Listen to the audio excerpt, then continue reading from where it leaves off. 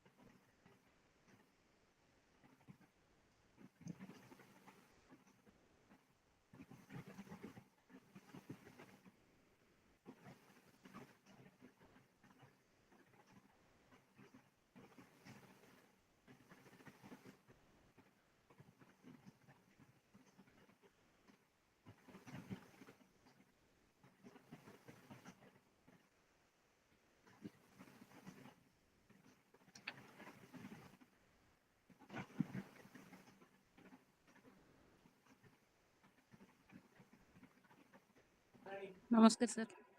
Namaskar.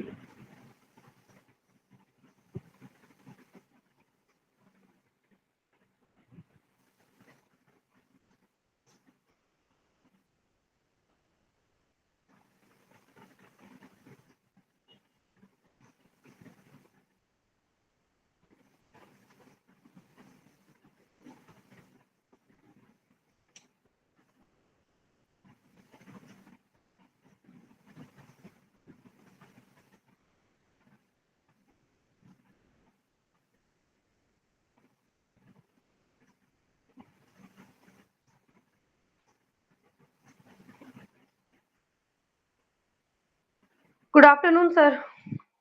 Good afternoon.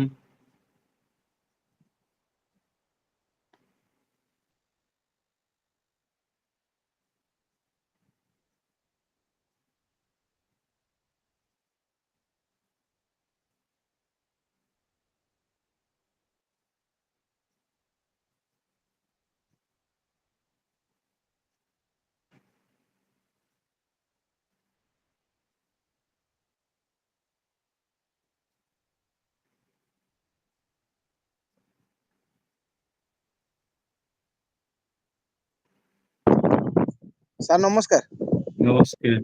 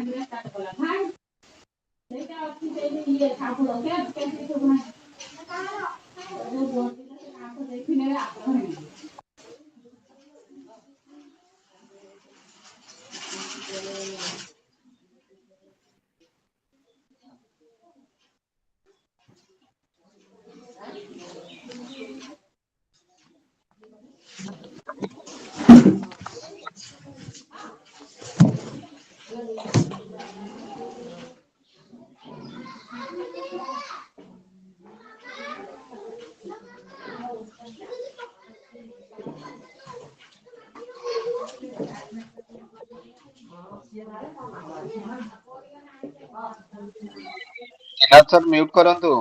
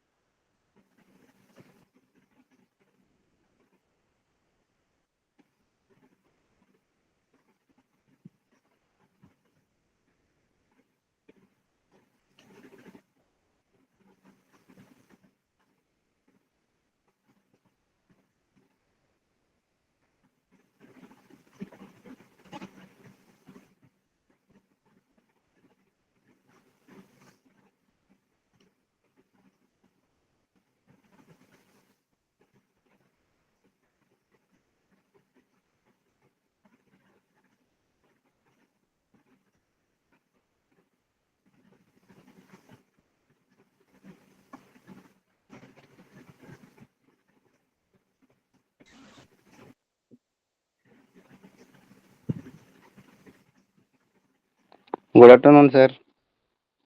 Good afternoon.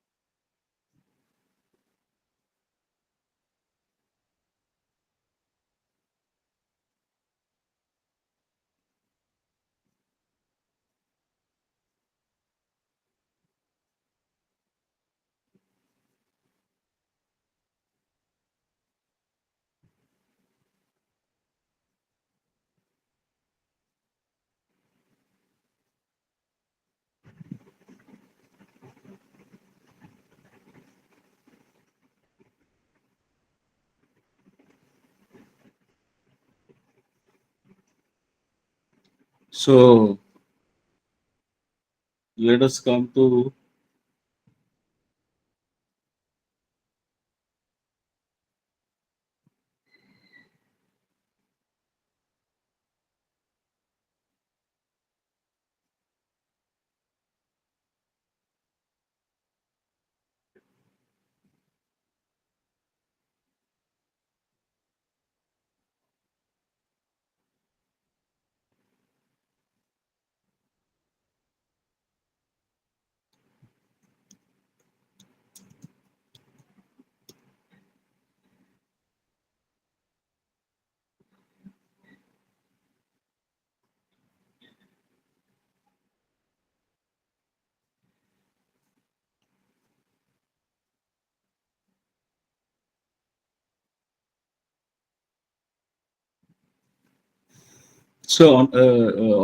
let me tell you before going to into the novel.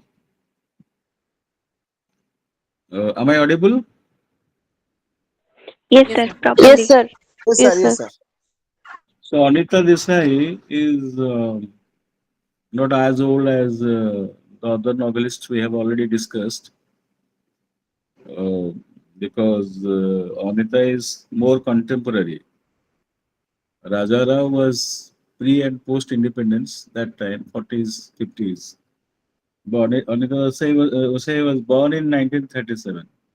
And in 80s and 90s, 1980s, 90s, most of his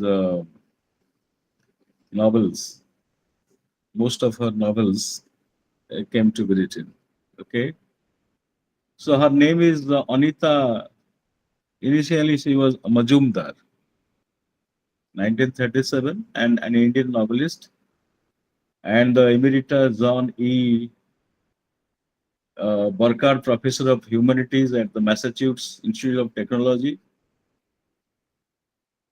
Uh, as a writer, she has been shortlisted for the Booker three times, but she got the Sahitya Academy Award in 1978, and she won the British Guardian Prize of the Village by the Sea for the village book Village by Sea. She has written about 10 to 12 novels and some novels for children and some story books also.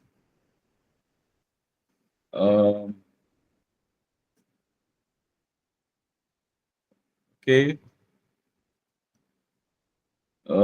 She was born actually in a small place, beautiful place named Mussoorie, India, to a German immigrant mother, Nori Noni Naim, and a Bengali businessman.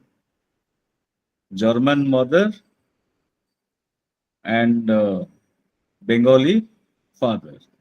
Her Bengali father first met her German mother while he was as an engineering student in pre-war Berlin, and they got married during a period when it was still unusual for an Indian man to marry a European woman. Shortly after their marriage, they moved to Delhi, where Desai was raised with her two elder sisters and brother. So Anita Desai grew up speaking Hindi with her neighbors, German at home, and Bengali, Urdu, English she could speak. She first learned to read and write in English at school, and as a result, English became her literary language. If you read and write English everywhere, then naturally it becomes your language. She began to write in English at the age of 7 and published her first story at the age of 9. She was a student at Queen Mary's Higher Secondary School in Delhi. So most of her studies she had in Delhi and received BA in English Literature in 1957 from Miranda House, very famous Delhi University, as you know, has produced a lot of writers. Shashi Tharoor is a Stephenian at Delhi University College. Miranda House is again another college under Delhi University. Miranda House, and she has she married Ashwin Desai. From Majumdar, she became Desai because she married Ashwin, A-S-H VIN, Ashwin Desai, the director of a computer software company and author of the book Between Eternities, Ideas on Life and the Cosmos. That means her husband was also a writer. And she published her first novel, Cry the Peacock, in 1963. Her first novel came.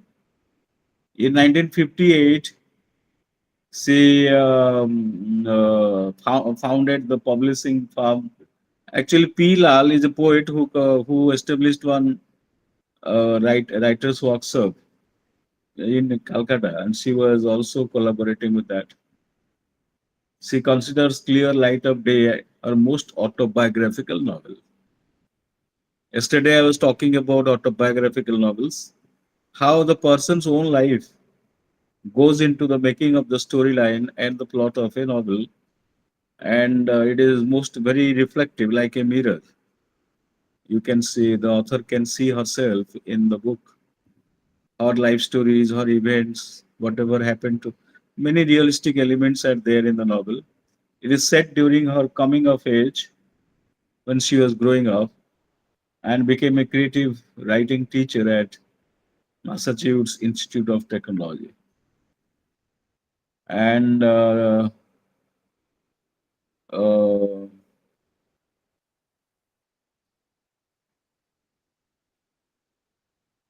novel Zigzag Way, set in 20th century Mexico, appeared in 2004. Her latest collection of stories, The Artists of Disappearance. So these are information about her. So now let us come to the novel. What is the name of the novel? Hello? Clear light of the day. Clear Clear light of light of the day. So what do you mean by clear light of the day?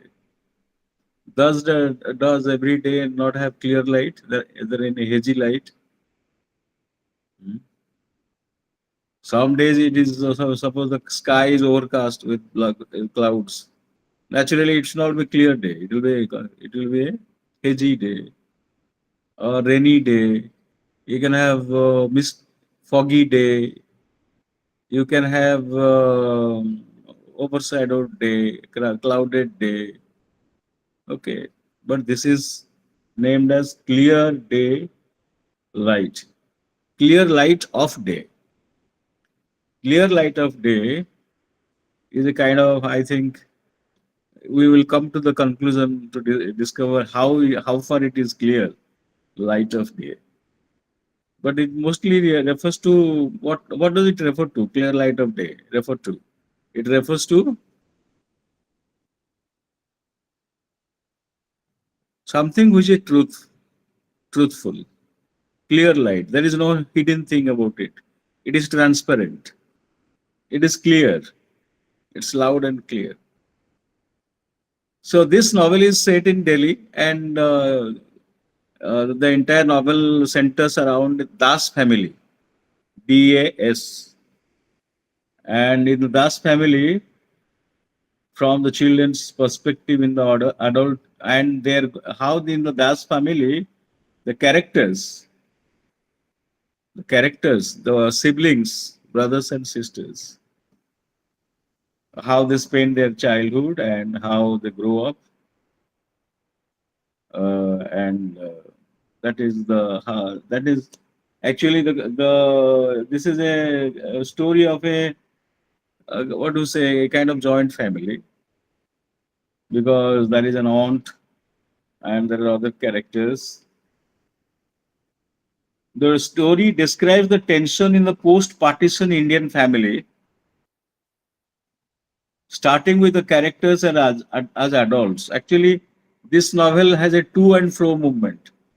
That means it starts with a flashback. Okay, and then comes to the present day, again back, again present. So the movement of the novel has a kind of backward and forward movement. It's not a linear story starting from the past to the future like that. So the novel has been set in old Delhi, and the story describes the tensions in the post-partisan Indian family. Why does the why what is the significance of post-partisan Indian family? The point here is that after partition, the relationships changed and the situation changed. There is a lot of tension in the air, and communal violence was also there in the air, partisan time. So it was not a peaceful time. And on peaceful times, or the times when there are a lot of chaos and confusion, turmoil, those times become very good subject matter of literary writings, because literature expresses the turmoil of the times, the disturbances of the times more effectively, because whatever problems happened, whatever existential trauma happened during this post-partisan time has been recorded by many novelists in their novels in different forms. So the novel actually talks about the importance of a family. You know, there are two words. One is house, the other one is a home. Bricks build a house, but hearts build a home. So the Indian home was undergoing terrible change. The paradigm of change is significantly marked in the lifestyle of people after partition. Always there is tension, and relationships are confused.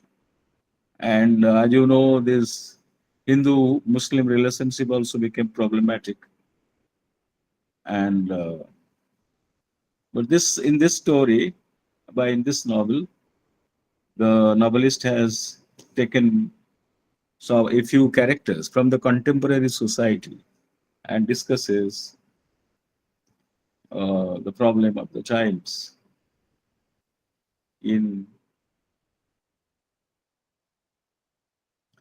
through this novel. Novel is a medium through which she is discussing the problems of the times. The how there are a lot of troubles during the times, how relationships are confused. So this novel is divided into four parts. The part one is set in the present. Part two goes back to the summer of 1947. Present means 1980, because this was written in, I think, 1980. This was written in which year? Do you remember? 1980, sir. Yes. So first is present, part one, the present storyline. Again, it in the second part, because the novel has been divided into four parts. First part discusses the present problem. Part two goes back to the summer of 1947. That means a flashback. Part 3 is set in an even earlier period of those children, 1940, part 3. And part 4 again returns to the present. So present, past, more past, and then again present. This is the circular movement through which the novel progresses to tell the story. Each part also deals with an important phase of the life in the main characters. In an interview, Desai said that Clear Light of the Day was an attempt to write a four-dimensional piece on how a family's life moves backwards and forwards in a period of time. The fourth dimension, Desai states, is time. In fact, the four parts of the novel parallel the four quartets of T.S. Eliot has written four quartets, for which actually he got Nobel Prize for Westland. But four quartets by T.S. Eliot is a very important work. It is his magnum opus. It is the best poem of T.S. Eliot. Four quartets. Similarly, here, like four quartets having four parts, this novel has also four quartets or four parts in Clear Light of Day. Time is the destroyer and time is the preserver. The very theme of the novel is to do with the paradox of change and continuity. The paradox of change and continuity. Time is used as a structural device by Desai in a novel, and three times: the past, the present, the vision of the timeless, in which past, present, and the vision of the timeless, in which past, present, and future fuse into a homogeneous entity. So, the time structure in the novel, the past is not all at all in one lump, and the present in another. The two are so interfused that we keep going back at different times in the present to the same event of the past, but always with the knowledge that the intervening description of the present has given. So this is the four-dimensional structure of the novel, four parts of the novel, and it relates to the present reality from different angles. There is no linearity, straight line. Linear means straight line. There is no straight lineness of the events in the novel. Desai uses the stream of consciousness technique in her narrative, which links up events. Yesterday, I talked about the stream of consciousness. Stream of consciousness actually is a is a genre of novel which started in say 1950s, 60s. Okay, and Virginia Woolf, actually, as I was telling you, she was the first person to write stream of consciousness novels. And the most important characteristic of stream of consciousness novel is that the events are not linear events. Whatever events, thoughts, or whatever reactions that crisscross the mind at a particular point of time at the present moment, those thoughts, those ideas, those subconscious thoughts also become the subject matter of the stream of consciousness novel. So, stream of consciousness, whatever thoughts come to your mind at one point of time, you just jot down. So, this is more of a psychological novel, like a lump of cloud. Stream of consciousness is like a lump of cloud. Everything is confused. So you have to study the novel very psychologically. And this novel also belongs to that kind of category. It's called the stream of consciousness novel. Okay. How is it different from other novels which were being written in the past? In other novels of the past, you had a beginning, a middle, and an end. And their story was moving The king was the king. There was a king. He had a queen, and he ruled very good, very well. Something happened. Some disaster happened in the kingdom. Then the king suffered. He died. This is a suppose a linear story which is told through a story or a novel. But if I start the novel with the death of the king, then again I go back to his childhood. Then I talk about his adulthood, and all those things only in relation to some particular behavior of the king. Whatever I think about the king, I write about it without concentrating on the factor of time. All the factors of time gets mixed up. The past incidents they get mixed up with the present incident, and the future vision is also mixed with the present moment. So if I write such a psychological novel, it will turn out to be a stream of consciousness novel. A clear light of the day in such kind of novel, you have the passing of moments of hours, the voyage from youth to age, and the historical time in relation time in relation to nationwide events through the reminiscences of Tara and Bim. Tara is a character, Bim is another character. They are brother and sister. We are taken to their childhood and made aware of their growing up of youth. Then to middle age, we are also made to see how time affects the course of nations. Instead of celebrating the achievement of independence, Desai laments the partition, not because of its political implications, but for the bloodshed and the insane prejudice that followed in its wake. Writers are very sensitive creatures.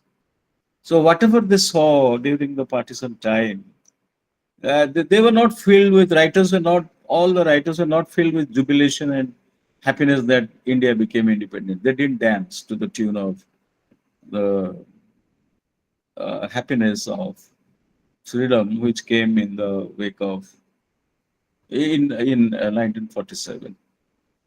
They were very much the sensitive people were very much disturbed by the post-partition events which were taking place.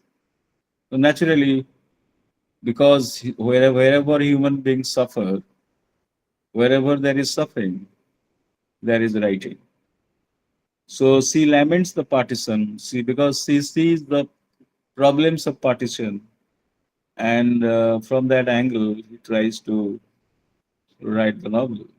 So part one begins with the present. Bhim and Tara meet after a long time. The brother and sister, Bhim and Tara, they meet after a long time. Tara is the younger sister who is married to Bakul, an IFS officer, Indian Foreign Service officer, Bakul. Bhim is single.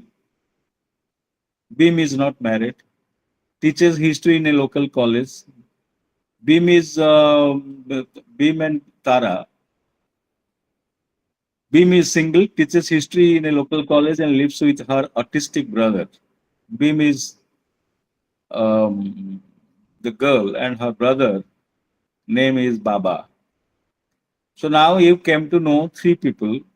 One is Tara, the other one is Bhim. Bhim is the elder sister, Tara is the younger sister.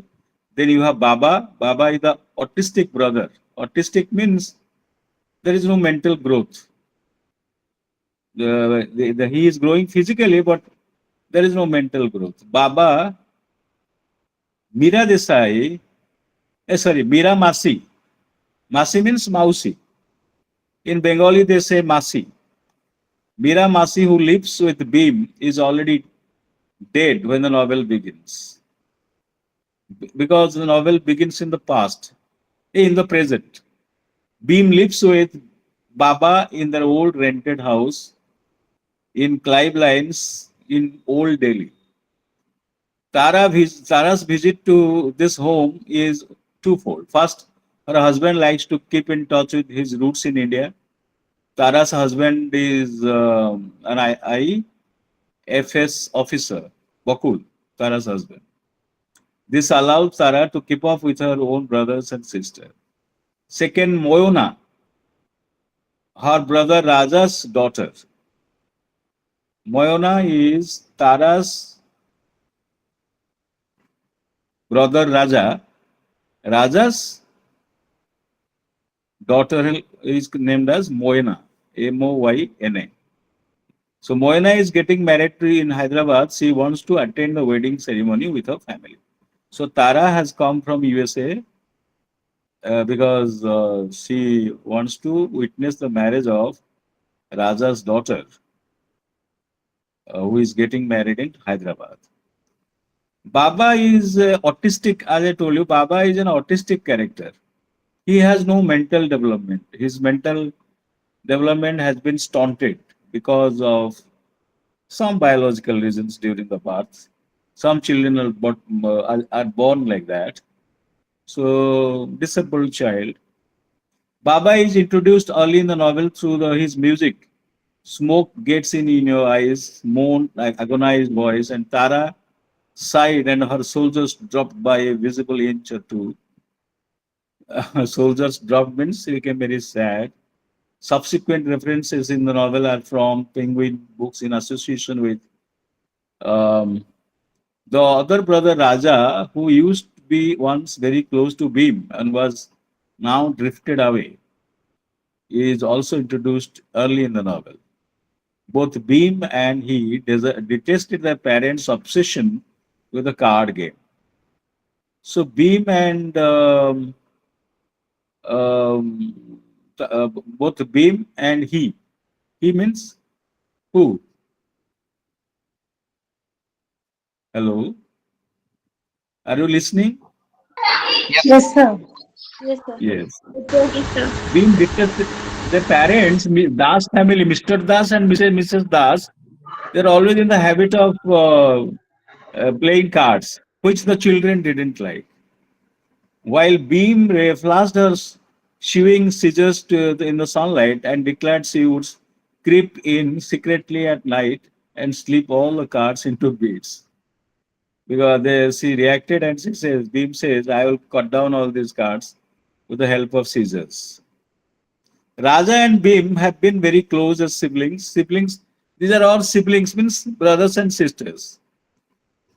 Raja and Bhim have been very close as siblings. They say their shared interest in literature and music make them seek each other's company as children. So Raja and Bhim both have literary sensibility. When Raja is seriously ill with TB, it is Bhim who nurses him back to health. The problem between the two begins when Raja marries Benazir. Raja marries Benazir. Here comes the problem. Because Raja is a Hindu, Benazir is a Muslim. So, the point here is there are already some communal tension in prevailing in the atmosphere. And during that period, if somebody belonging to one community married another girl from another community, then there will be problem. So Raja, brother of Tara and Bin, marries the daughter of his mentor and landlord Hyder Ali. Hyder Ali का बेटी कौन है? Benazir. Raja marries Benazir and after marrying, he lives with Benazir and Mr. Hyder. Ali is a very rich man. And when he dies, Raja becomes the owner of a huge property through his marriage of Benazir. After Ali's death, Raja inherits all his property, including the house in which Bhim lives. The immediate cause of the rift between Bhim and Raja is a letter that he writes to Bhim after Ali's death. So, after Ali's death, Raja has written a letter to Bhim. And what is the letter? Let us listen to the letter. This letter tells us about the conflict between Raja and Bhim. Raja and Bhim BIM, BIM. So the letter says this, I quote, "You will have got our wire with the news of Hyder Ali's death. I know you will have been as saddened by it as we are. Perhaps you are also a bit worried about the future, but you must remember that when I left you, I promised I would always look after you. Bim." When Hyder Ali Sahib was ill and making out his will, Benazir herself spoke to him about the house and asked him to allow you to keep it at the same rent we used to pay him. So when father and mother were alive, he agreed. You know, he never cared for money, only for friendship. And I want to assure you that now that he is dead and has left all his property to us, you may continue to have it at the same rent. So this letter is about the rent which Beam was to supposed to pay for the because they were living in Mr. Oli's house as tenants. Uh, so Raja writes that I want to take care of you, but Hyder Ali had already fixed an amount for your as rent, and please continue to pay that rent. Had he wanted, the point here is, had Raja wanted, he would have totally allowed Beam to stay without any rent, rentless house. It could have been a rentless house, but he doesn't uh, free the rent, and he says demands the same rent. I shall. You may continue to have it at the same rent. I shall never think of raising it or selling the house as long as you and Baba need it. So Beam is to staying with the father. If you have any worries, Beam, you have only to tell Raja. Okay. So this is the letter which uh, Raja writes to Beam after Ali's death. So this letter creates conflict between the brother and sister. Beam shows the letter to Tara and tells her how deeply wounded she was by his arrogance and insensitivity. When Tara and Beam go with them to Hyderabad for Moina's marriage, who is Moina? Moina is the daughter of um, whose Raja. daughter? Raja. Raja, whose marriage ceremony is taking place in Hyderabad, and Tara has come for that purpose. So Moina's married, and she responds. What does Tara say? Tara says, "You say I should come to Hyderabad with you for his daughter's wedding. How can I? How can I enter his house, my landlord's house? I, such a poor tenant, because of me, he cannot raise the rent and sell the house and make a profit. Imagine that, the sacrifice." So Tara is equally saddened by this fact that Raja's behavior has changed and his attitude has changed and he has become very selfish, arrogant, and insensitive. Tara later asks Beam to tear up that letter, which she refuses, saying it should remain as a constant reminder to her and family, and of course for the drift between them. So this is how the conflict, the tension in the Das family grows because of such situation in life. These are called existential problems. So existential problems create a lot of disgust, problems in a family. There are two other families apart from the Das who are introduced in part one. They are the Misras and the Olis. Olis, you know, the Olis are relations of Benazir, Raja's wife, and the Misra girls, Sarala and Joya, are childless women and abandoned wives. There are two such characters named Sarala and Joya. They act as counterfalls to the Das sisters, Bhim and Tara. Bhim and Tara also are Das sisters, and Misra girls, Jaya, Sarla and Jaya, are childless women and abandoned wives. Abandoned wives means their husbands have left them and gone to some other woman. So part one ends with the two Das sisters, Bhim and Tara, talking about their unfulfilled childhood and youth. Unfulfilled childhood. If the children do not get sufficient attention of the parents, love of the parents, and other family members, then it becomes an unfulfilled childhood. And during the youth, also, if a young man or a young woman, a boy or a girl, doesn't get enough affection in the family, attention in the family, there are some psychological troubles which appear in the mind of such sufferers. Both the sisters, the summer of 1980-47 was terrible. Their resentment against their parents for neglecting them. The parents always played cards, and they didn't bother about the children. They had produced four children, and they didn't mind to take care of them. Their own inability to deal and cope with their circumstances all come to the fore when they think back on their past. This is how Beam is reflecting on the past youth. She says, youth, her head sinking as if with sleep or sorrow. Yes, I am glad too. It is over. I never wish it back. Terrible. What it does to one, what it did to us. And one thing is too young to know how to cope, how to deal with that first terrible flood of life. One just goes under, it sweeps one along.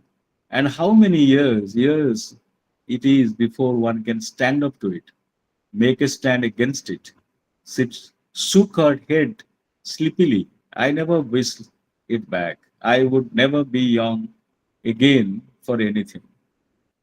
So look how Beam's mind has also been quite depressed because of the situation, conflicting situation in the family. When they come to know how Raja has become arrogant and he doesn't care about the sisters, and even if he has a lot of money, he has inherited a lot of money through marriage. He doesn't want that the families should get some share of it, or they should live happily. And as you know, during the parents when the parents were there, they also didn't take care of the children. So Beam has lived through terrible times, and she always thinks that I should never think of youth, because youth has been a curse. Youth has been a very difficult time for me, Beam. So Beam never wants to be young, never wants to enjoy the pleasures of youth. That is the psychological trauma from which she is suffering. Okay. Oh,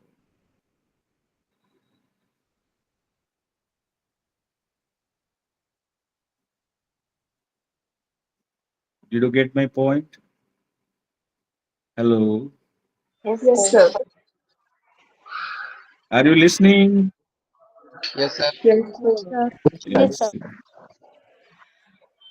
Yes.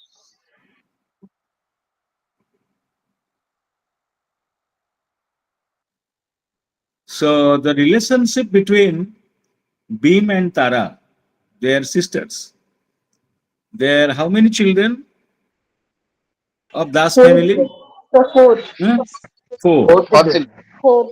Sir, Who, 4. who are they? Tara, Two sisters, Tara and Dev, and another one brother who is Raja, and another one autistic brother is there. Baba. Name is not named. Baba. Name is Baba. Okay. Autistic Yes. brother is named as Baba. Yeah. Okay.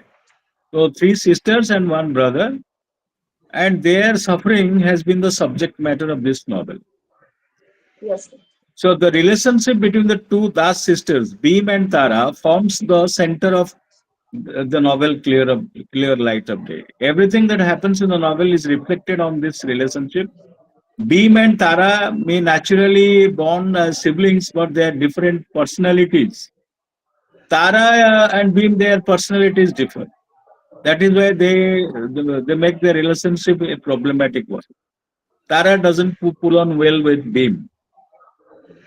This duality in their relationship is best captured in the remark of the Mishra sisters, Joya, makes to Tara. So, as you know, in a novel, you come to know about a character from her own his or her own dialogues, speeches, interactions, behavior, mood, whatever the way he or she mixes with others, how he or she conducts himself or herself in the society, and what others say is also equally important to know about a character. So let us listen to Joya, the Misra woman, Joya, who has been abandoned by her husband, Joya, the Misra sisters. Joya says, Beam has her own mind, she says. Beam always did. You were always so different, you two sisters. But Tara would not accept that. We were not really, she said. We may seem to be, but we have everything in common that makes us one. No one else knows. All we share, Beam and I. So there are two aspects of Beam and Tara relationship. Their bonding and their differences remain as undercurrent throughout the novel.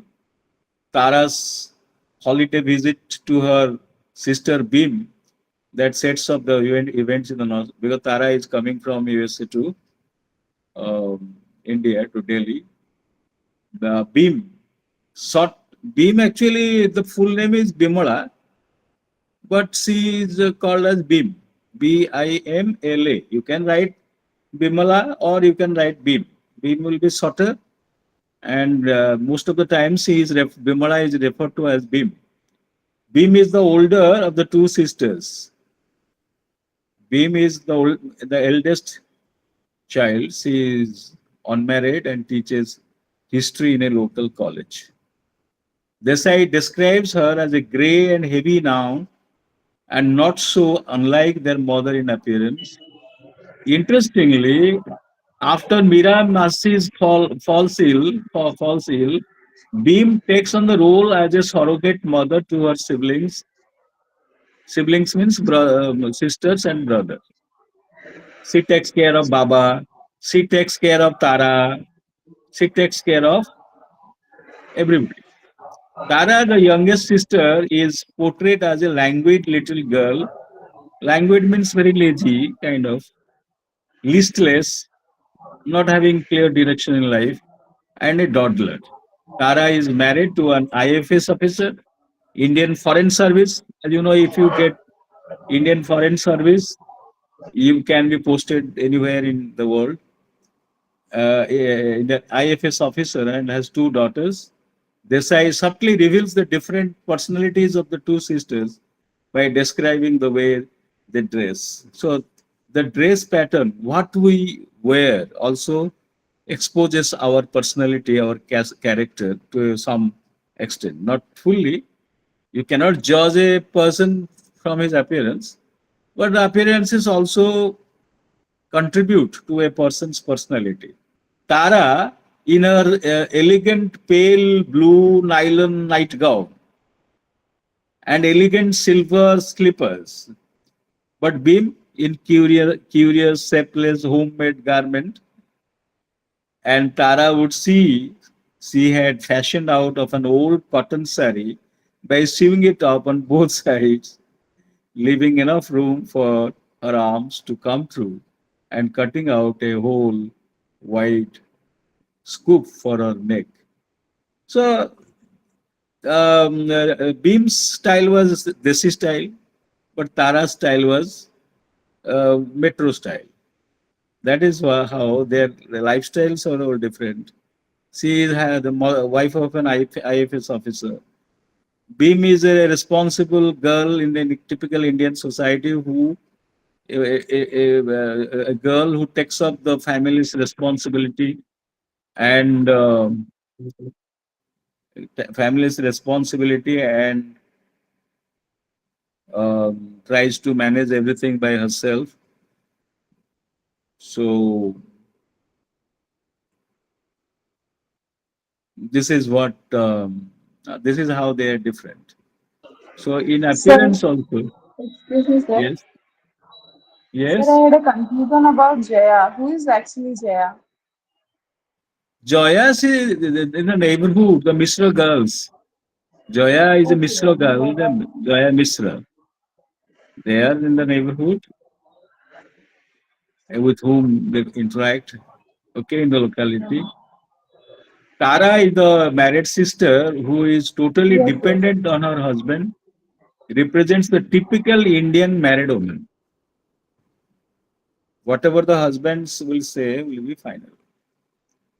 And Meera Masi actually is a lady who was staying in the Dasa family to help them. And Meera Masi was a helpless widow. And these two ladies, Sarada and Joya, they were also abandoned by their husbands. So all of them are portrayed in the gamut of this novel.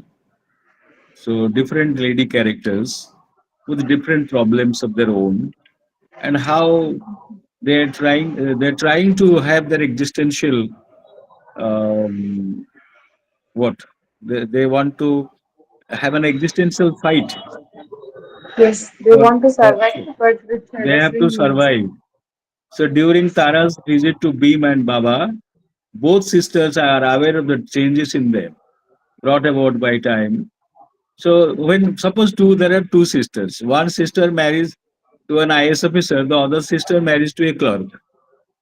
After suppose they don't have much contact, there was little contact, rare contacts, and after suppose 20-30 years they will meet. There will be definitely a lot of differences and discrepancies between the two sisters. Yes. That I have seen in my life also. I need not tell you in details. Uh, so this is what happens. There will be status difference. There will be cultural trait differences. Because economy also there are economic differences, and there are habits differences, because all that you do also reflects your character to a large extent. So, uh, Beam views her past differently. She tells Tara, after you married and Raja went to Hyderabad and Miramasi died. Miramasi was taking care of the Das family and she died. I had, I still had Baba, and that summer I got my job at the college and felt so pleased to be earning my living.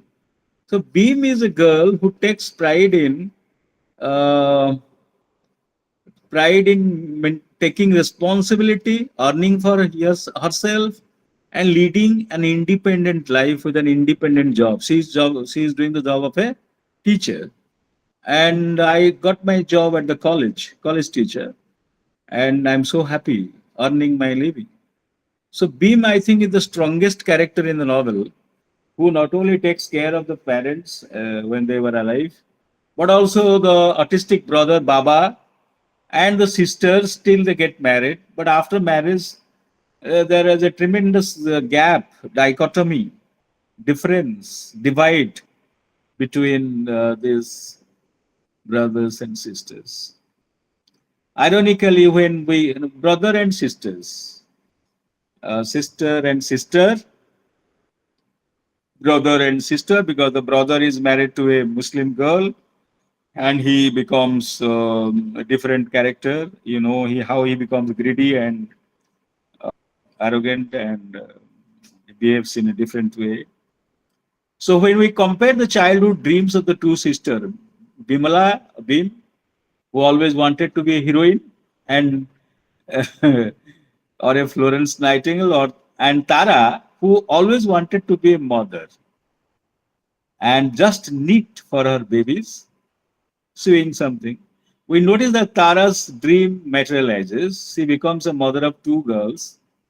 Tara gives birth to two children, girls. Beam, although heroic in her ability to deal with her circumstances, never achieves the heights she desires. And Santosh Gupta says, one character. Oh, let's have a break, tea break. My wife has brought tea for me. So let us meet after 5 to 10 minutes. Okay. Okay, sir. Okay, sir. Okay, sir.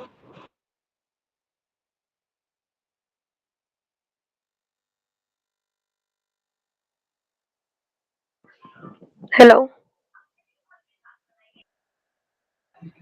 Hello. Did anyone know we will have exams online or offline? I think so offline. I'm not so sure about it.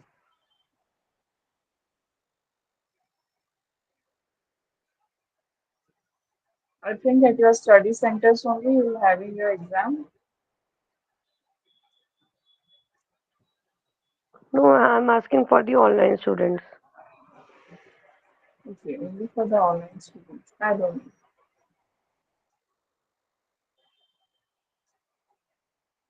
Okay, can anybody is there who is recording all the classes? Hello.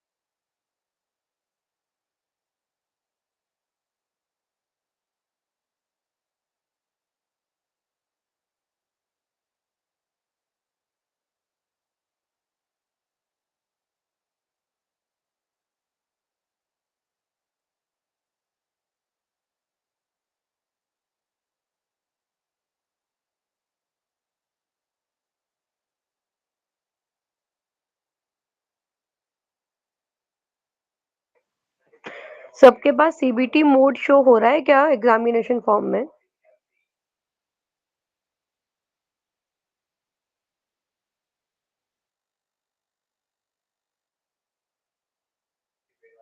मेरे पास first और second मार्च को CBT mode show हो रहा था but अब नहीं हो रहा।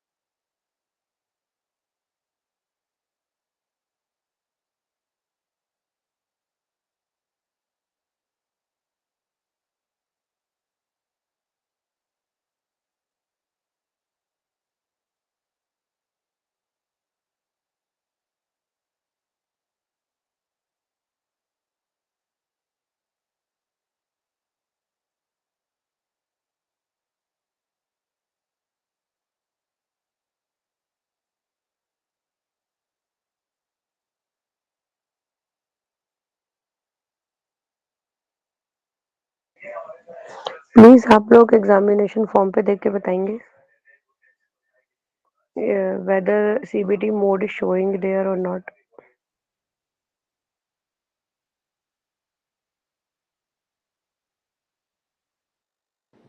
Not applied yet. Not form. Fill the form.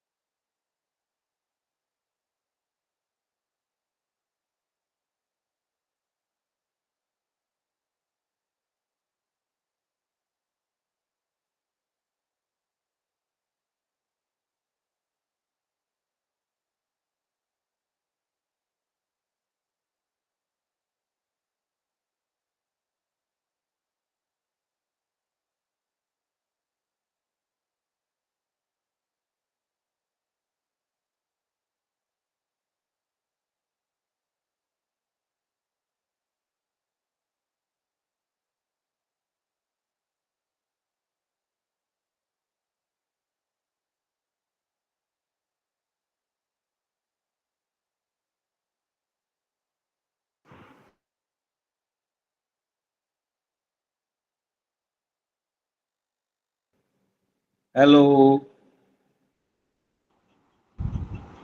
Hello, sir. Hello, sir. Are you? Am I Yes, audible? sir. Yes, sir. Yes, sir. Yes, sir. Yes, sir. Okay. So now let us come to discuss the two sisters about whom one critic named Santosh Gupta he says that the different goals of life of the two sisters are an outcome of their tendency to live either by reason or by emotion. There are two types of characters, and one is rational, the other one is emotional. So Tara is emotional, quite emotional and imaginative, and she lives in a dream world. Highly imaginative and dreamy kind of girl, Tara. And as you know, marrying Bakul was also a blessing because she became the IAS officer's wife. And marriage for her was an escape route. She escaped from the misery of the Das family to Bakul's family and became a comfort loving character. Um, so Tara's craving for the warm, half sleepy, non challenging atmosphere of their home, mostly housewives, they live very comfortable, non challenging life because they don't have to go out and fight for the bread. But nowadays, as you know, the working women number has increased a lot. And women have a different situation. They have to handle the situation at home, in the kitchen, and again at the office. So there is double tension. So, but as you know, Tara is a housewife and she is very comfortably settled in life. And when Aunt Mira was there in their house, she was um, because Aunt Mira was telling fairy tales to her, and she was enjoying listening to fairy tales. So Tara is an incurable romantic. Romantic means a person who is in love with beauty, love in good things of life, comforts of life, or beautiful things of life. Like Keats was a romantic, Wordsworth was a romantic love of the distant thing, love of beauty, aesthetic, love of the elemental simplicities of life. So these are romantic traits. Romantic doesn't only refer to love. Romantic refers to so many things. So highly imaginative. They live in a dream world. Almost not exactly a dream like world who believes firmly in the possibility of coming upon a treasure, at least a pearl in the snails she picks up in their garden.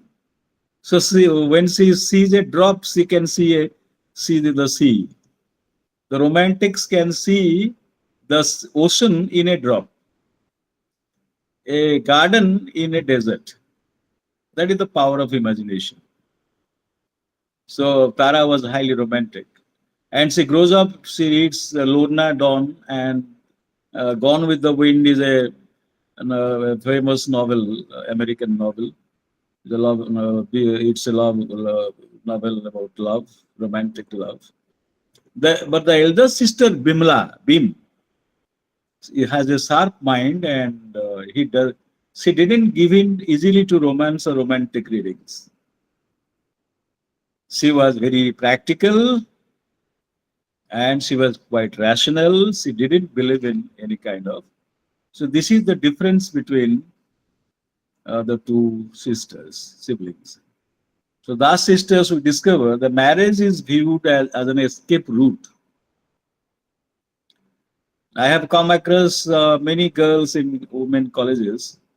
The girls who come, some of them come after marriage, some of them come just before marriage. I ask them, are you not going to do PG? Some of them will say, no, no, no, my father wants that I should get married after graduation or within this graduation. So I'm not going to do PG. So those who are highly independent and very excited about learning and all that, they may insist, no, no, Papa, I will study, I will do a job or something. But the ordinary kind of girls are like Tara, because Tara just the family wanted that she should get married. She got married and she married Bakul, went out of the Das household, and now she is living in a bigger and brighter environment. So Bakul helps her a lot in giving her escape from the Das family. So some girls consider marriage as an escape. And I have seen girls who demand that, Father, you give me this, you give me that, because this is the last time you are giving. So give me everything so that I can go and comfortably live in my in-laws' house. Some girls, not all. There are some girls who don't want to take anything from the papa's house. No, no, no, no. Why should I put my papa into trouble? So there are different types of girls, and Tara is a girl who is of the type, emotional type, who wants have comfort and happiness for herself, imaginative, and and she say Bakul reinforces this idea because when he proposes to Tara, he sees himself as rescuing her, just like Ramachandra rescuing Ahalya when she was lying as a stone. Tara here lies as a stone, and Bakul says, "This place is bad for you. So much sickness, so many worries. You are too young for all this. I must take you away." So the Bakul, who was loving Tara, is saying these words, which actually tell us how Bakul is also considering marriage as an escape. Tara also wants to escape from the paternal misery or misery in the paternal home. So that is why she prefers to get married and get away from the Das family. Tara's inertia when she visits her old Delhi home is to do with her feelings of guilt in leaving Bhim to cope with all the problems. So Tara is an escapist, but Bhim is a realist because Bhim faces all the challenges, the autistic brother, and the death of the aunt, and the parents, everything. She had to manage single-handedly doing the job of college teacher. So the kind of atmosphere that used to fill it with father and mother were alive, always ill and playing cards at the club, always away, always leaving us out. This is what Tara tells Bim. Why she wants to escape? Because of the claustrophobic domestic atmosphere. The house was having very a bad kind of situation where she didn't want to stay for a long time. Because if the home is not a lovable place, why should children love to come back home? And if the home is not a joyful place.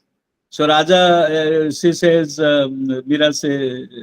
says that the parents are always at the club, always busy, always leaving us out, leaving us behind. Then Miramasi becoming so strange because Miramasi was also having some psychological problem. And Raja so ill, till it seemed that the house was ill, illness passing from one generation to another, so that anyone who lived in it was bound to become ill. And the only thing to do was to get away from it, escape, escape, escape. Okay. Any questions you want, Professor? আগে sir নমস্কারে Namaskar. Do you want to ask any questions? Hello Am I audible? Professor, do you want to ask any questions? না sir ମୁଁ ଏବେ ଆସିଲି ତ join କଲି sir Okay.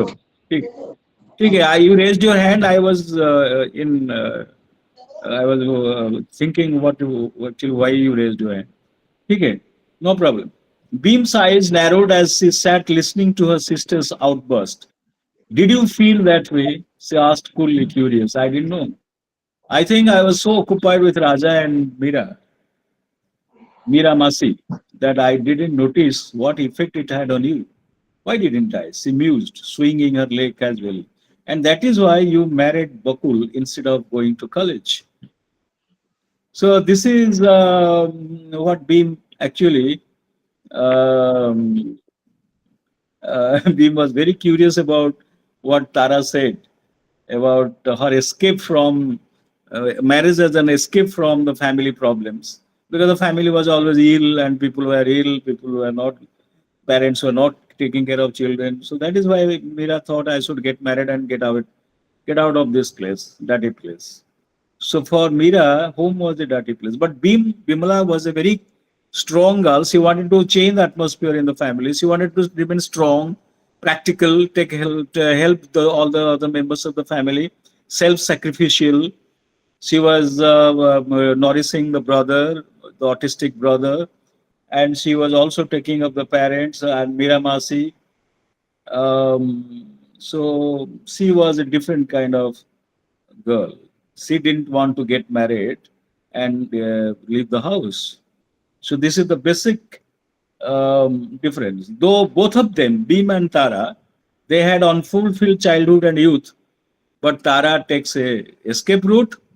Beam takes a challenging route of a realistic route of fighting against all the odds and establishing harmony in the family. The main reason for their bored and unhappy childhood was parental neglect. We have already discussed, because the parents, they day after day, year after year, till their deaths, they played bridge. Bridge is a card game, which most of you might be knowing. Bridge.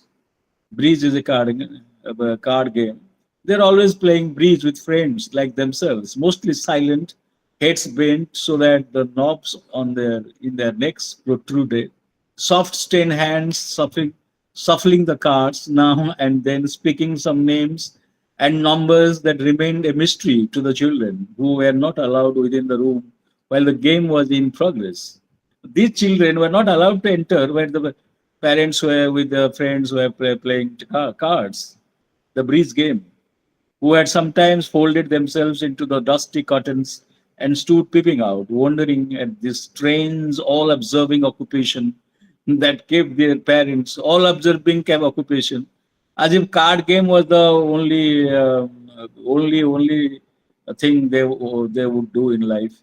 And Paris sunk down into the silent center of a deep, shadowy vortex where they floated on the surface, staring down into the underworld, their eyes popping with miscomprehension.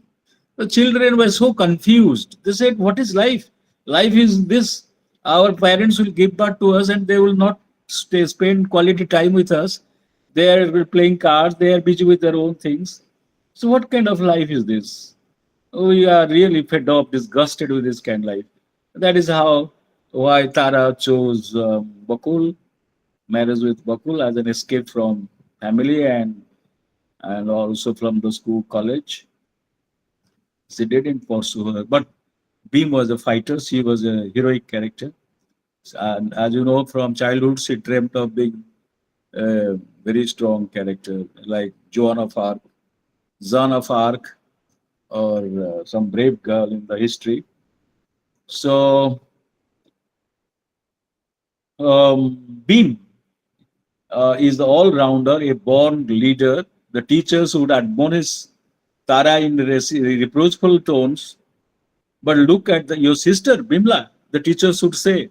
You would try to be more like your sister Bimla. She plays games, she takes part in all activities.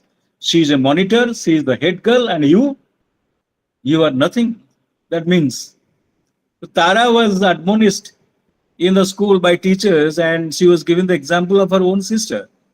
The teachers are telling, "Look at your sister. Your sister is so strong. She is a leader like. She is a monitor. She is everything. She is doing everything. And you, Tara, you are a cheat. You are an idol. You are not doing anything." Bimala's confident ways invariably overshadow Tara's diffident manner. Tara is a very meek and mild kind of girl, always happy-go-lucky girl, and without any seriousness in anything. There are two episodes that demonstrate this. The first one is when Beam caught Tara's hair, promising her calls, which she knows she may not be able to do to achieve, um, cutting the hair of Tara. This one instance, and another is Beam and Tara steal Raja's cigarettes and hide behind a bougainvillea bush to smoke. Sometimes girls also get curious about smoking and they steal the brothers Raja's cigarettes and they hide it beneath the bougainvillea bush and because they wanted to taste cigarette. Oh, Beam, oh, ended, cried Tara in fright. A sister was driving her, forcing her through fear again as usual. She tried to resist hopelessly. This was why she distressed Beam. Beam never knew when to stop. Okay. So Tara sums up the effect her sister Beam has on her when she says that she for felt Beam's hold on her again, that rough, strong, sure grasp, dragging her own down into the well of oppression, of lethargy, of ennui. She felt the waters of her childhood closing over her head again, black and scummy, as in the well at the back. So this tells us how Tara didn't like the leadership or the dominance of elder sister Bim over her. So, being the weaker of the two, Tara's tendency was to escape from ugliness, to escape from boredom of the Das household, and she wanted to escape through marriage. Her thoughts are of her home in Washington. She is thinking of her home in Washington. She is not very worried about the house in Delhi, where her sister and brother, autistic brother, is staying. All these problems are there. Even as children, when Bhim and Raja would express their anger against their parents' obsessive card games by saying that they would tear and burn the cards, Tara would simply run to Miramasi for protection. She was an escapist from the childhood, Tara. One of the most striking examples of Tara's escapist tendencies is seen in the B episode of Lodi Gardens. So, the Das sisters. Das sisters means Tara, um, Bimala, and who is the other one? Are you listening? Yes, sir. Yes, sir. Who is the other Tara guy? and Bill, Tara and Fine. Billa are the sisters. Rest two are the brothers, no? Raja and Baba. Yes. Okay. So Tara, the Das sisters had gone on a picnic with the Mishras to Lodi Gardens. The Mishra sisters, Sarla and Joya, who happened to be their friends, had invited the two young possible suitors for themselves. Beam and Tara were invited by them to lend an informality to the atmosphere. Because girls always want to take others so that the matter becomes more informal, not formal. Because if you go to meet some stranger alone, that'll be very formal. You can't be free. You can't open up. But of course, the atmosphere was anything but informal. Beam and Tara decided to go off on their own to look at the tombs while they were in the touch. A boy threw a pebble which probably hit a beehive. The bees attacked him, holding their prisoner. Tara ran away in desperation. At the time of the episode, Tara did not have the courage to apologize to Bim. Much later in their lives, Tara discusses the episode with her sister, asking her for forgiveness. So Bim's generosity is revealed when she tells Tara, "You couldn't help it. If you had stayed, you would have been strong. Like me, you had to run." So when the bees of the beehive tried to attack, Tara escaped, and but Bee faced it very brave. So this is the difference between the two girls. Okay. Uh,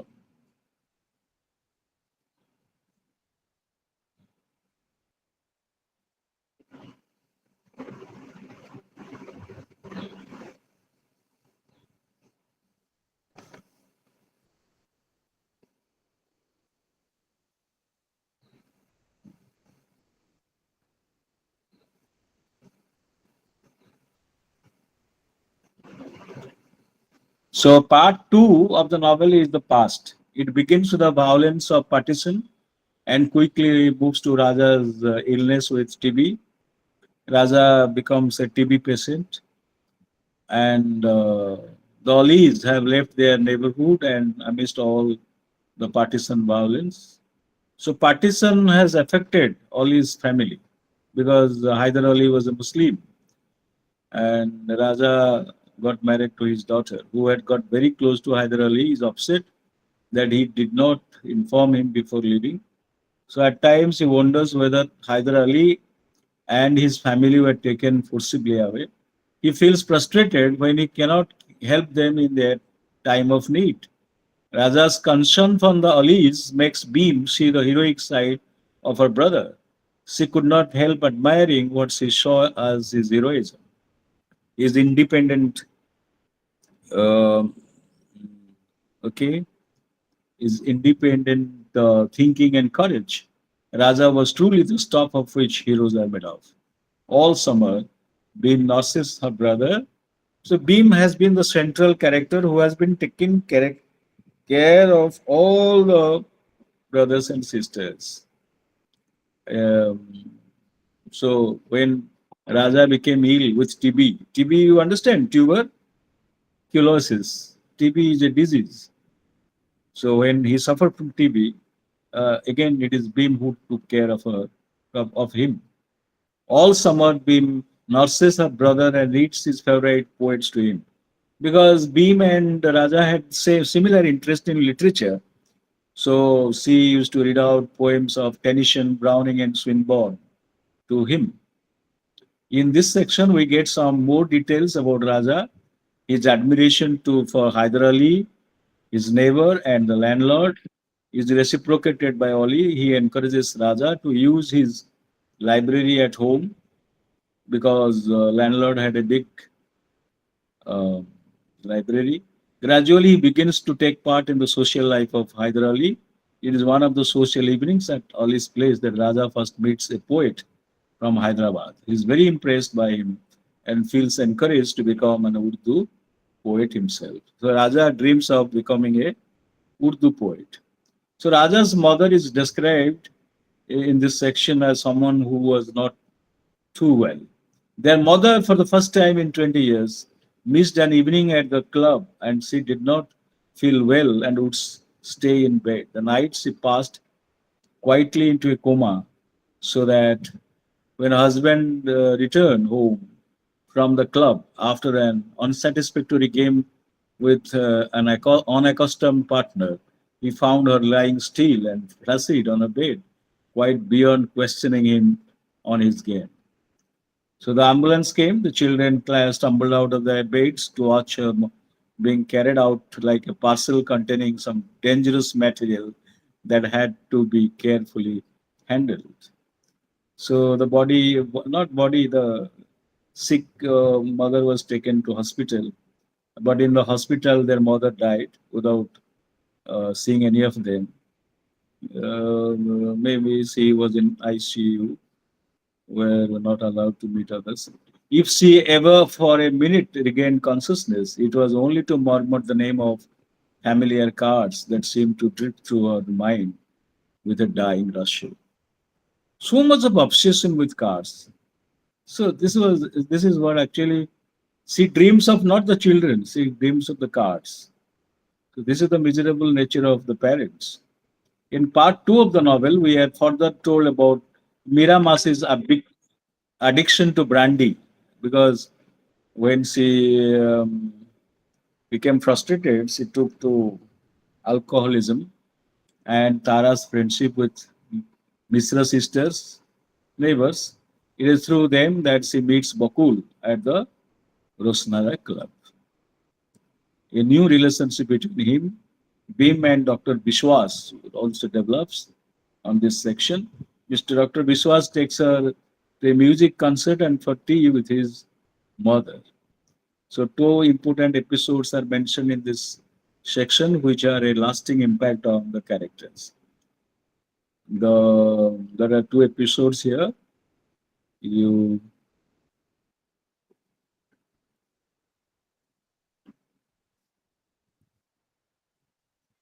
Sir, Hmm.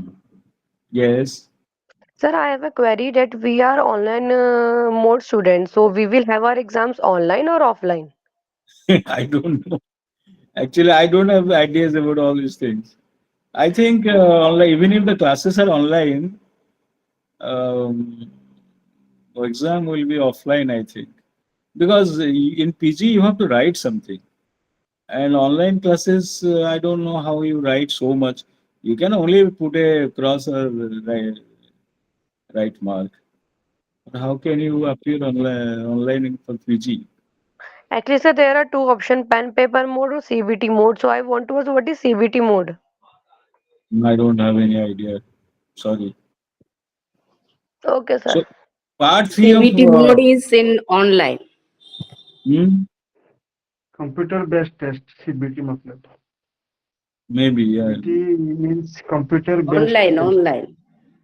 So you have both options. Online exam, you can appear both online and offline, or whatever you choose. That will be the method. I don't It's know. option, sir. It is You ask option. the mail the regional office. You ask the regional office about. You say that we are online students. Shall we have online examination or offline examination? I will also ask the who the person in charge of IGNU in our college and tell you afterwards. Okay. So the mode of examination, don't be so much worried. First, you read, understand, and prepare in your mind what to write, how to write question answers. That is more important than the mode of examination. Whether it is online or offline, your linguistic correctness, how you write, the sentences are composed correctly or not, they're logical or not, your answer is to the point or not.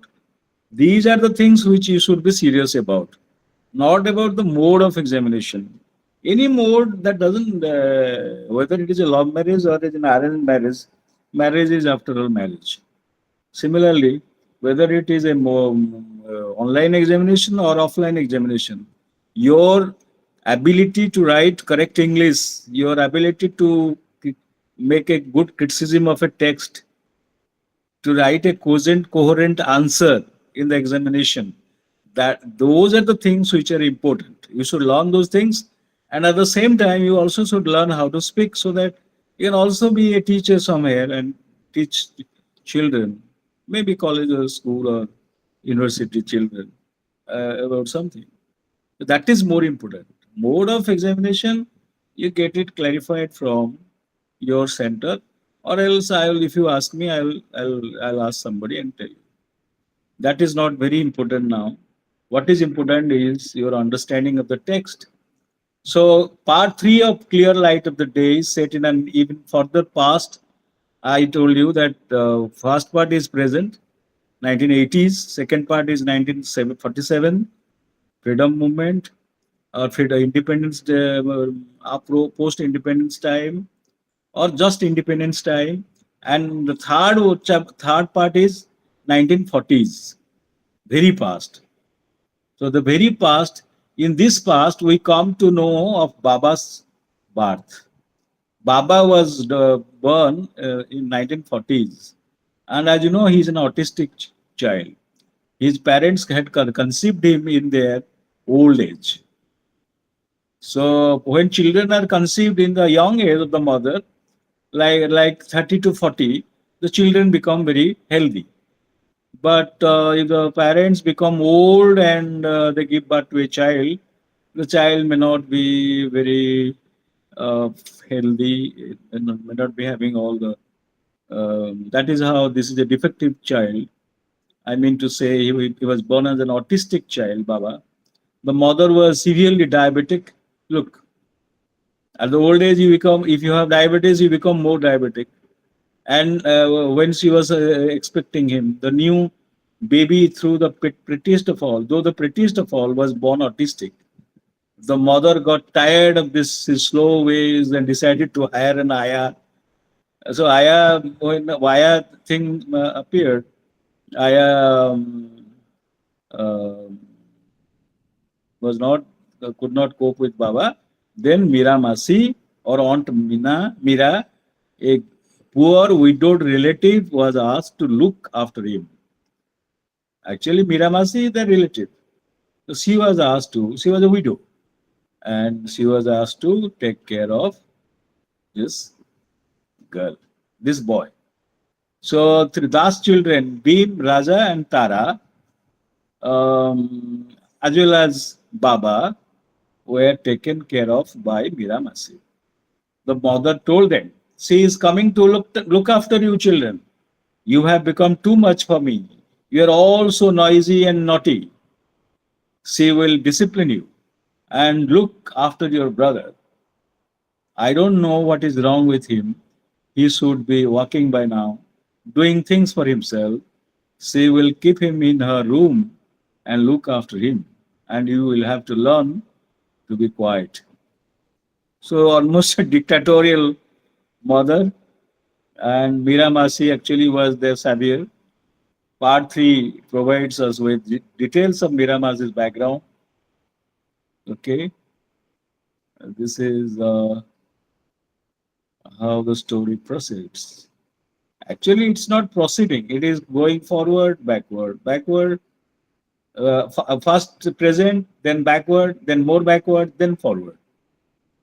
So let us come to you study about Miramasi, her past, how she becomes connected with the children and becomes the soul love of these children because mother was neglecting and Miramasi was taking care of them. Okay.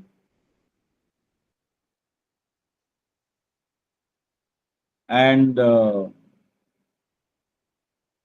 part 4 begins with the uh, storm, which is symbolic of the storm in Das family.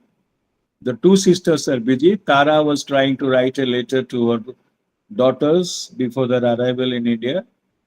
Beam was concentrating on her college work.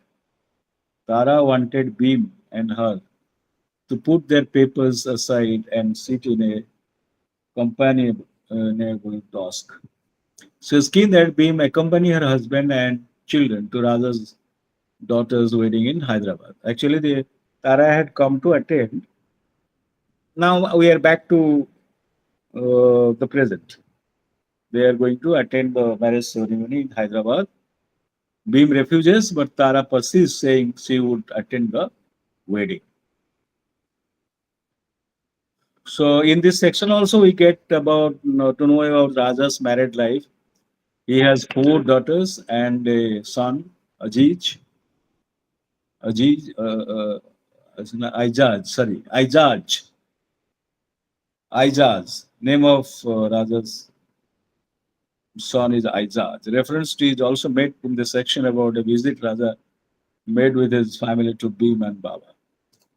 The B episode, which was mentioned earlier, is raked up again by Tara. She feels guilty for having abandoned her sister when the bees attacked her. Tara wanted to ask Bhim for forgiveness and understanding, not simply forgetfulness and incomprehension. So Bhim's feeling of rejection by her family surfaces in this. So all these years, she had felt herself to the center. This is Bimala's feeling. She had was with them, all circling in the air and returning, landing like birds, folding up their wings and letting down their legs till they touched solid ground. So Bimala is thinking about the family position. The family has been like this all these years. She had felt herself to the center. Bimala was the center. She says, I have been the center and others have been moving around me. She had watched them all circling in the air. Who? The siblings. Raja, Tara, and Baba. They are returning, landing like birds. So they are coming and they are going away. Somebody is coming, somebody is going away, but I am there still at the center. So others are folding up their wings and letting down their legs. till they touched solid ground. Solid ground, that was what the house has been. The heaven, the lawn, the rose walk, the guava trees, the veranda, Beam's domain. They had needed her as much as they had needed the sound of the pigeons in the veranda and the ritual of the family gathering on the lawn in the evening. So every evening time, they used to gather in the lawn and chit chat. So they had needed her as much as they had needed the sound of the pigeons in the veranda. So Beam's presence was so much desired by everybody because she was the center. She was taking care of, she was a sacrificial mother figure who was trying to take care of everybody during their distress. And but as you know, she also has her own moments of depression, and she says Bean feels helpless and expresses a desire to sell the family shares when there is crisis. And Beam say gets furious that Raja has abandoned his family responsibilities and left her to cope with all the problems. She eventually takes out her anger against Baba. Okay, so this is how Beam raised. Sometimes he's angry, and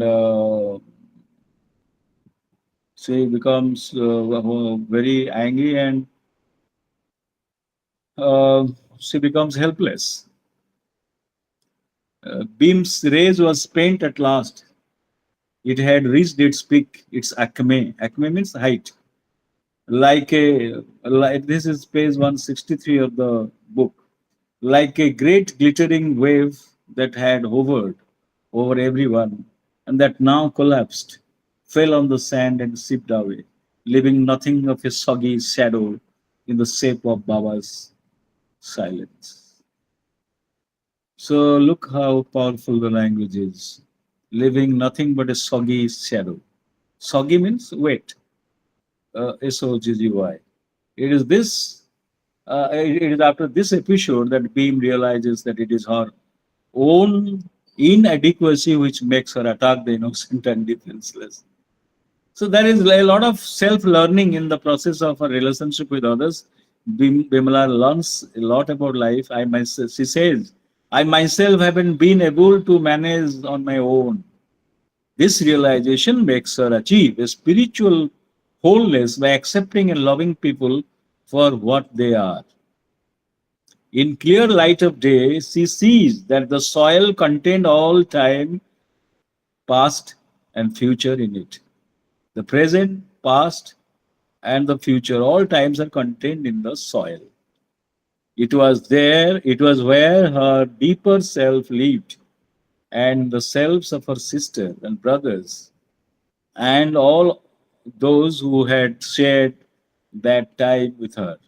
It is the realization, this realization, that also makes her find her own social relevance. So, with this knowledge, Bimla comes to a conclusion that life has to be spent purposefully, and it has to be for the sake of others. Okay, this is the learning which has come to Bimla.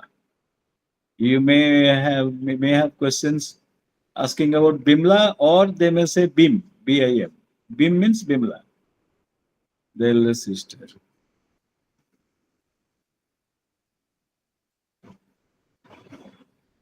So, what kind of impression do you form about Bimla? She is a heroine who is having a lot of creative feminine sensibility. Okay, journey to selfhood and freedom are important contributions.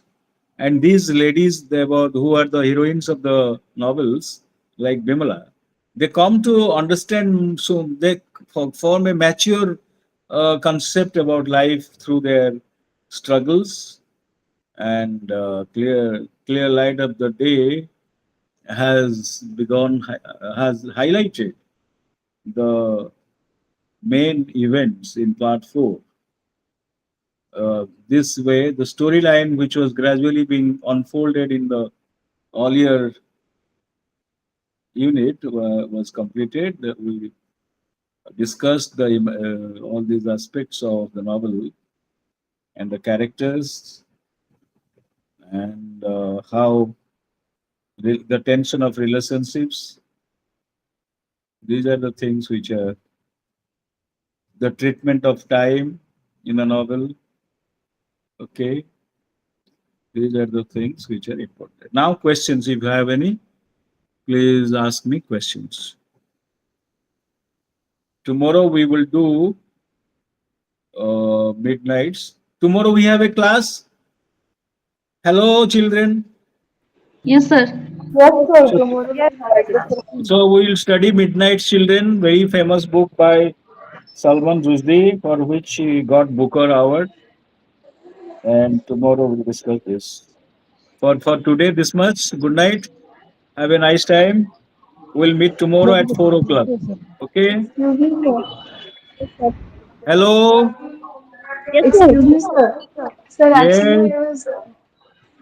Sir, good evening, sir. I'm Shweta, and I called you also yesterday for the previous two Yes, you classes. called me. You called me. Today, Yes. did you come at the right time? Hello. Yes, sir. Hello. Very Yes, sir. good. कौन तू? Anybody wants to tell something? Please tell me. Yes, sir. I It was may relate. asking. Hmm. Sir, I was What were you asking about asking? the previous two classes. Actually, I was not there.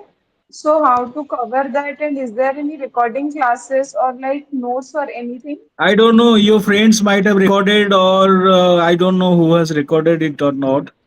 If you record Yeah. it, that is good enough, because in your future time also you can refer to this talk and learn a lot about what I said in relation to a particular text. So your friends might have recorded, but I don't record things. I speak from my own mind. So Okay, let sir. us Sir, see. then, Excuse me, sir. Shweta, sir, where are actually, you? Yes. sir, I'm from Cuttack, sir. Oh, Shweta. Yes, sir. Kotak, where are you staying? So Cuttack near Bharabati Stadium. Okay, I can if you can meet me, I can discuss those things with you at my Okay, place. sir. I am staying. So where Okay, you are staying? I am staying in CDA Sector 10. Okay, sir. I will contact you and I will be there in my. Oh, sir. Whenever If you you. come, okay, if you have any doubts or something, you are staying near, so you can ask Okay. me when I am free. You Okay, can sir. ask Okay, me sir. on Sundays or something like that, on holidays. Yes, sir. Yes, sir. On Of Sundays. course, I have all holidays, but I am so occupied with work. I'm always busy for nothing. I mean, I do a lot of things which are required Okay. for the family and for myself. A lot of Okay, reading, sir. paper correction, this, that. So I normally keep busy. So in the midst of that, if you want, I can explain the other things to Okay, sir. you. I will contact you and whenever you will be free, then I can go and have those Okay. doubts. Okay. Thank Okay. you so much, sir. Good evening, sir. Yes. Good evening, sir. Good evening Sir, this is Ritanjali. again. Sir, this is Ritanjali. Sir, I want I want your phone number. My phone number is 700, but you Sir, don't call me often just because I normally I don't lift phone. Actually, I am in the bad habit of not answering calls. So if I don't answer, you message me about your problem or whatever. Then if necessary, I will yes, call sir. you. Okay, Yes, sir. Yes, sir. Yes, 7008375 sir. 307. Sir, 7008375 307. Yeah, this Okay, is sir. my Thank you, number. sir. Okay, you save my number, yeah, and if necessary, you ask me something. I'll tell you. Okay. Okay, sir. Okay. Good night. Bye. Good night, sir. Good night, sir. Good night, sir.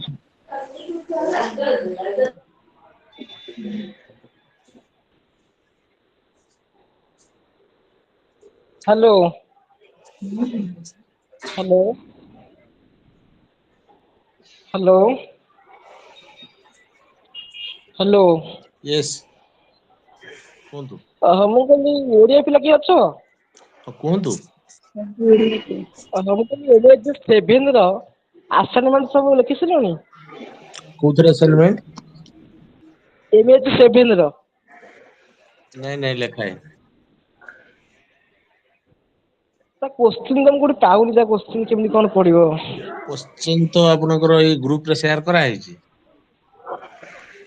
Group share ଅଛି? ହଁ ମୁଁ ଆଉ ଦେଖିନି ଆଉ। ଆଚ୍ଛା। ହଁ ସେ ସବୁଗୁଡାକ କିଏ ଭାଇ ଜଣେ ସେୟାର କରିଛନ୍ତି। ଆଚ୍ଛା।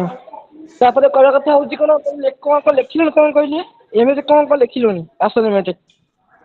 ଆସାଇନମେଣ୍ଟ ତାର ଯୋଉ କୋଶ୍ଚିନ୍ ଅଛି ସେ କୋଶ୍ଚିନ୍ ଅନୁସାରେ ଲେଖିବେ ଆନ୍ସର। ମାନେ କଣ ଲେଖିଲଣି? ଯୋଉ MEG-10 ହଉ କିମ୍ବା MEG-5 ହଉ କଣ ଲେଖିଲଣି? ଫ୍ରଣ୍ଟ ପେଜ କଥା କହୁଛନ୍ତି ନା? ଆଜ୍ଞା।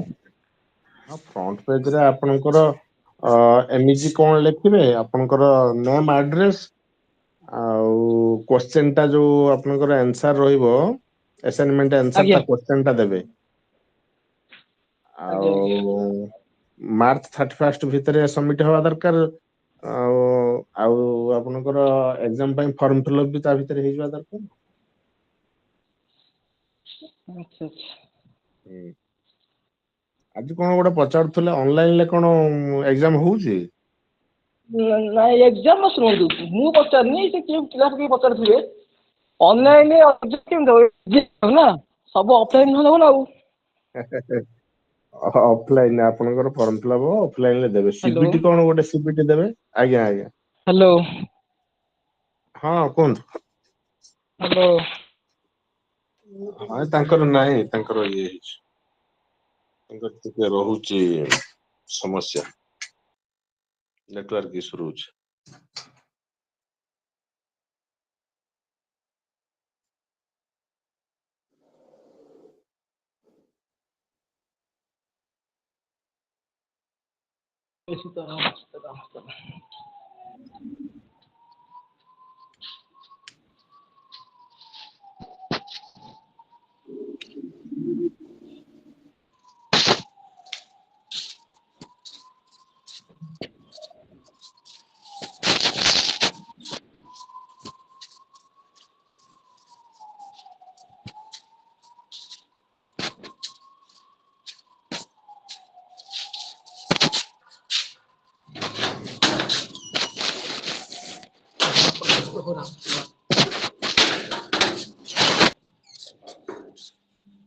ହ୍ୟାଲୋ।